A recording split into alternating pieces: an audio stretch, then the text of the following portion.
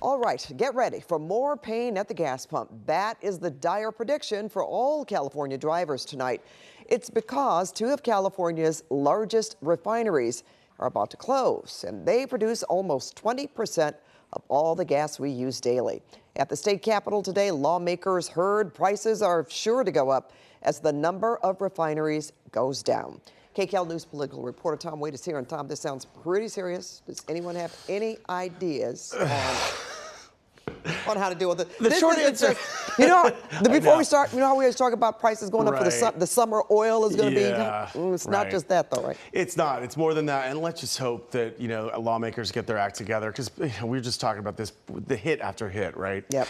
Okay, so state Democrats, they seem aware that they own this crisis, one even admitting it was self-created by pushing electric vehicles too hard, too fast. At a hearing in Sacramento today, lawmakers grilled state energy officials over two looming refinery closures that Pat just talked about. The scramble is on to find a solution. California's looming refinery crisis. Two are set to close in the next year, which could send gas prices surging even higher. In Sacramento, lawmakers are scrambling to figure out a solution. We have a crisis on our hand that may have been self-created. This challenge is happening right now.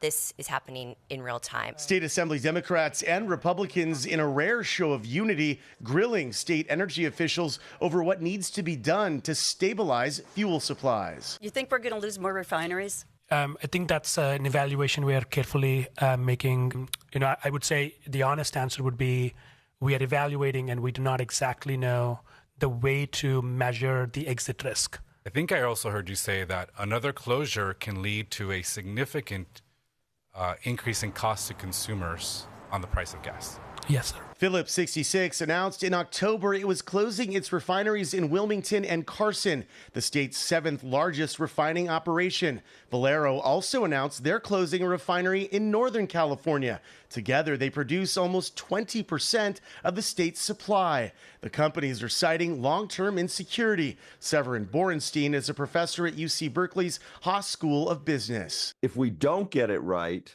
and we end up with those refineries closing and we don't have the import capacity, that could raise the price of gasoline dollars per gallon. So we really have a fire drill here. We need to make sure that by the end of 2025, this year, we have a plan for changing the way we supply California with gasoline. One way to help make up for the refinery closures would be shipping in fuel by land or sea. But right now, it does not appear the state has the infrastructure in place for a massive jump in volume. We already import some gasoline, and that is the marginal supply and ends up setting the market price.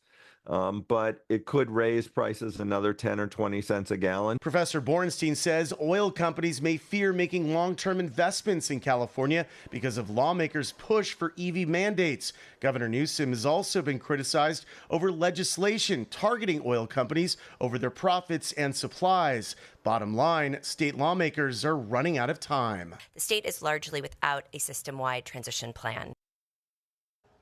Yeah, another variable you just heard there, California's EV mandate and Governor Newsom's plan to phase out gas-powered vehicles. Well, you might remember Republicans in Congress voted last week to overturn that mandate, but that's probably setting up some big legal challenges. Pat, we'll have to see how it all plays out. Yeah, so much ahead of us, Tom.